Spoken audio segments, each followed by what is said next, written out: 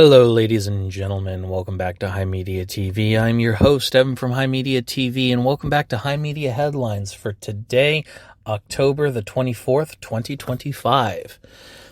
So, Valve wiped something like $3 billion out of the CSGO skin resale market. Yeah, I'm recording this in my car during my break. Sorry about that. If you heard the car honking. One of the, and they did this by basically taking all of, the rare skins and, all that and just doubling the drop rate, cutting the entire market for a lot of those legendary, very rare skins in half. And for those who are unaware, Counter-Strike Global Offensive, or CSGO for short, is a Valve property that is very popular and has a consistent player base.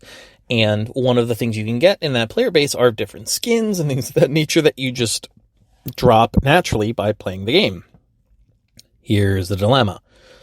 When you, one of the things you can do with Steam is take Valve things like trading cards or depending on the game, certain in-game items and trade them, sell them, put them up on market to other players. Now, some people have made an entire living off of grinding these out and selling them for a premium.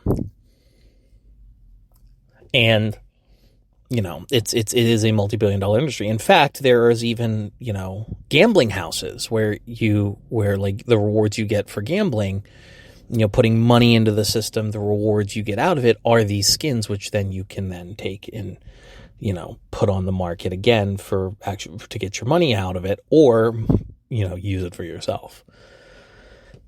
And Valve has taken umbrage with that and gone against it plenty of times themselves. But I digress. Point is that they doubled the drop rates for a lot of the really rare ones, and you have CSGO, resellers and sellers and stuff on Reddit saying they are suicidal and about to kill themselves. And from what I heard, potentially some have. And it's just it's all very schadenfreude.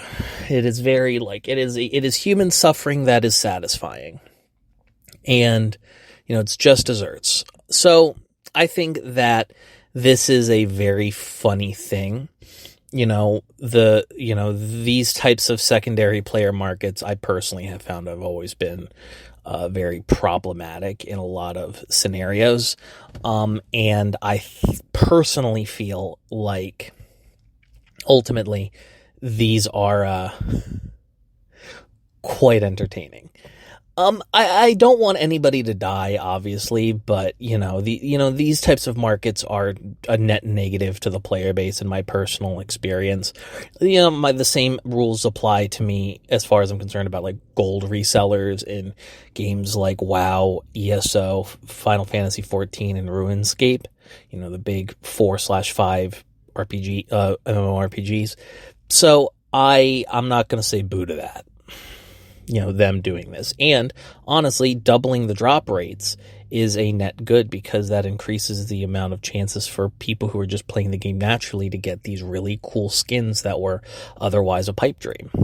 I think that this is generally pro player. I think that broadly speaking, Valve, is going to benefit from good publicity, especially with all the bad publicity they've gotten recently with, a lot of the censorship stuff from that Australian Christian conservative group.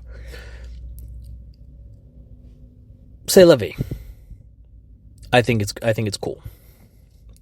Ladies and gentlemen, thank you so much for listening to this episode of HIMedia Headlines for today, Friday, the 24th of October. We appreciate your time and your listenership. If you enjoyed this show, please consider donating $3 a month via our Ko-Fi, or listen to any of our other podcasts.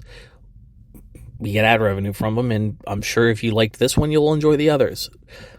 The subscription gets you perks in our Discord, which you should absolutely join at the link down below. Thank you so much for listening, and I will see you guys next time.